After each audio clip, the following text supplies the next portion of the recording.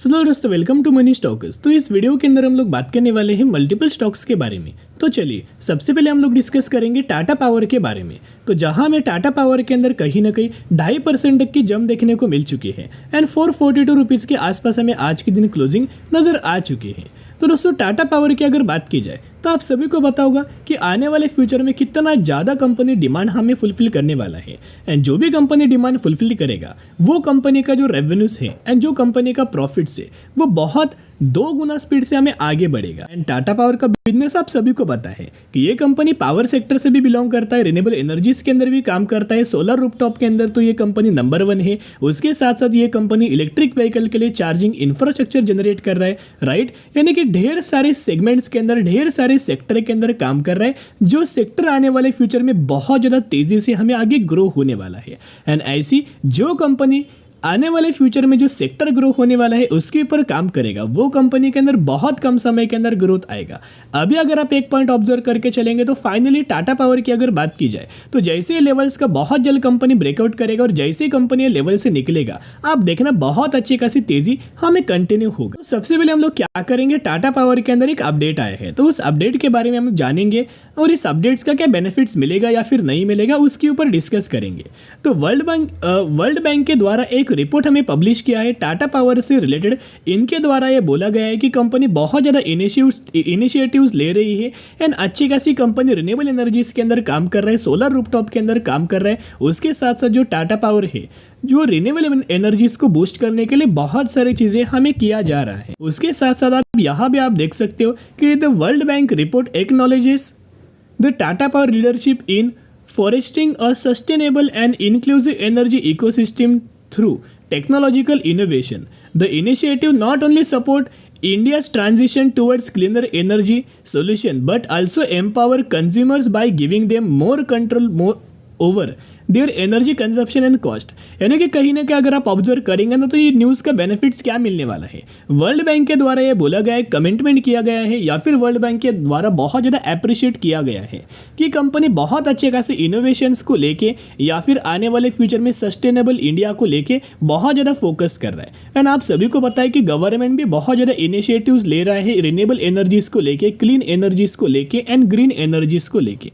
अभी जो world bank के द्वारा हमें ऐसा न्यूज़ आया है, इससे क्या होगा ना, अगर टाटा पावर को लोन अगर चाहिए होगा तो वो बहुत कम इंटरेस्ट के ऊपर मिलेगा। जैसे कि फॉर एग्जांपल अगर गवर्नमेंट जो बैंक्स का जो इंटरेस्ट है अगर 7% होगा तो कहीं ना कहीं इनको 6% इंटरेस्ट के ऊपर दोस्तों लोन मिलेगा। तो ये एक्स्ट्रा ऑर्डिनरी बेनिफिट्स हमें वो कंपनीज को मिलता है और ये बेनिफिट्स हमें टाटा पावर को मिल सकते। उसके साथ साथ अगर आप एक पॉइंट ऑब्जर्व करके चलेंगे तो मैं रेवेन्यूज एंड प्रॉफिट्स कंपनी का दिखाना चाहूंगा कि कितना ज्यादा तेजी से हमें टाटा पावर आगे बढ़ रहा है। जहां मार्च 2021 में टाटा पावर का जो रेवेन्यूज था ऑलमोस्ट 32,000 करोड़ का था और वही मार्च 2024 के अंदर 60,000 करोड़ का रेवेन्यूज हमें हो चुका है। यानी कि बहुत ज़्यादा तेजी से हमें टाटा पावर दोस्तों कंपनी हमें ग्रो कर रहा है।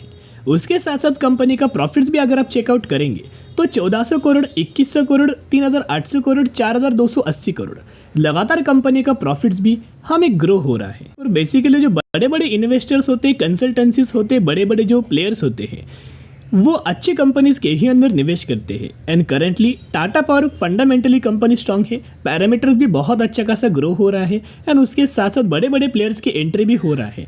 अभी मैं आपके साथ म्यूचुअल फंड्स का डेटा प्रेजेंट करना चाहूँगा जहां आपको देखने को मिलेगा कि हर एक महीने के अंदर म्यूचुअल फंड्स ने लगातार बाइंग किया है। फेब का डेटा आप देख सकते हो, राइट। म्यूचुअल फंड्स के द्वारा सेल किया गया था लेकिन दिसंबर के अंदर, जैन के अंदर, मार्च के अंदर, अप्रैल के अंदर एंड मई के अंदर बहुत सारी बाइंग हमें लगातार की जा रही है। तो इसका मतलब क्या है कि बहुत जल्द कंपनी के अंदर बड़ी तेजी देखने को मिल सकती है, क्योंकि अगर बड़े प्लेयर्स की एंट्री होती है तो वो ऐसी एंट्री नहीं करते। बड़े प्लेयर्स को पता है कि कौन सी कंपनी आने वाले फ्यूचर में ग्रो करने वाली है और अगर हम लोग करेंटली निवेश करेंगे तो कब हमें रिटर्न्स मिलेगा, राइट।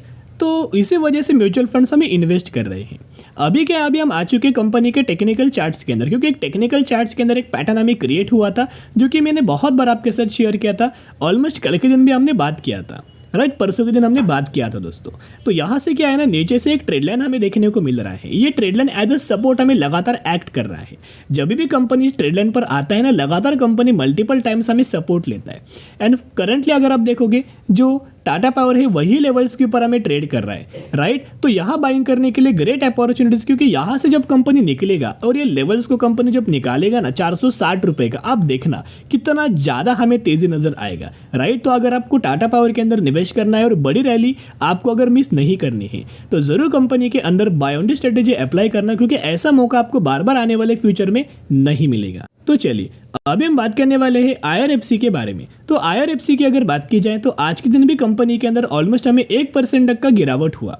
173 रुपीज़ के आसपास हमें क्लोजिंग नजर आ चुके हैं, क्योंकि सारे रेलवेज कंपनीज की अगर बात की, जो कंपनी रेलवे सेक्टर से बिलोंग करता है, रेलवे रिगार्डिंग कंपनीज का बिजनेस है, उन हर एक कंपनी के अंदर बड़ी तेजी देखने को मिल रहा था। जैसे कि IRFC, RVNL, IRCON international, RailTel, इन सारी कंपनीज के अंदर तेजी आ रहा था। लेकिन अभी क्या है ना, इन कंपनीज के अंदर हमें थोड़ी बहुत प्रॉफिट बुकिंग भी देखने को मिल रही है। और ये पॉइंट आपको कभी भी नहीं भूलना है कि आने वाले 2 हफ्तों में बहुत ज़्यादा इंपॉर्टेंट होने वाला है रेलवे सेक्टर के लिए, डिफेंस सेक्टर के लिए, क्योंकि बहुत जल्द यूनियन बजट अनाउंसमेंट होगा और उस बजट के अंदर स्पेशली रेलवे सेक्टर के अंदर फोकस किया जाएगा, डिफेंस सेक्टर के अंदर फोकस किया जाएगा, रिन्यूएबल एनर्जीज के अंदर फोकस किया जाएगा, उसके साथ साथ इलेक्ट्रिक व्हीकल्स के अंदर भी फोकस किया जाएगा, उसके साथ साथ एग्रीकल्चर सेक्टर के ऊपर भी फोकस हमें किया जाएगा।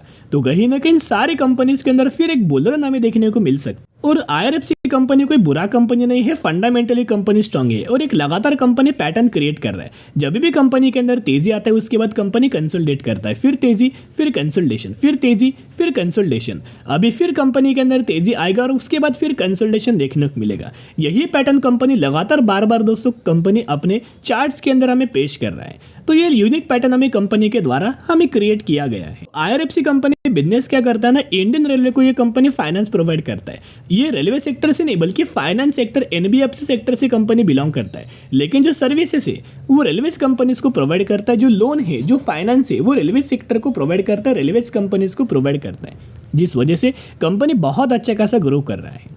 उसके साथ साथ एक अपडेट हमें रिसेंटली नजर आया हुआ था, IRFC बहुत अच्छा खासा करंटली दिखाई दे रहा है। इस वजह से ब्रोकरेज फर्म के द्वारा बोला गया है कि कंपनी 33% तक का रिटर्न शेयर होल्डर्स को बना के दे सकती। वो अगर कंपेयर करेंगे तो ब्रोकरेज फर्म का मानना है कि अगर ये कंपनी 200 रुपए के लेवल्स आसानी से अगर क्रॉस करता है, 200 रुपए का जो लेवल्स अगर कंपनी क्रॉस करता है, फिर ये कंपनी 235 रुपीज़ तक का टारगेट अपना अचीव कर सकता है।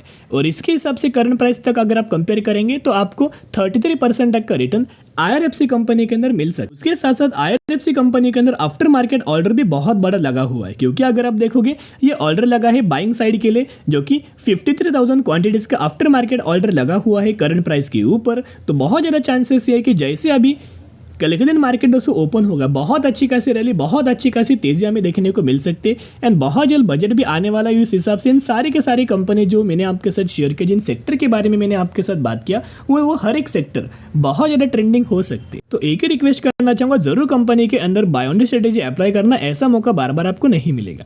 अभी हम बात करने वाले हैं रेमसन इंडस्ट्रीज लिमिटेड के बारे में। 1000 रुपये पर ट्रेड कर रहा है और मैक्सिमम में 2000% तक का रिटर्न शेयर होल्डर्स को बना के दिया। रिसेंटली कंपनी ने क्या है ना 1:5 रेशियो का स्प्लिट का अनाउंसमेंट किया है, जिसके अंदर आपको 1 के बदले 5 शेयर मिलने वाले हैं। तो जरूर कंपनी के बारे में स्टडी एनालिसिस जरूर करना।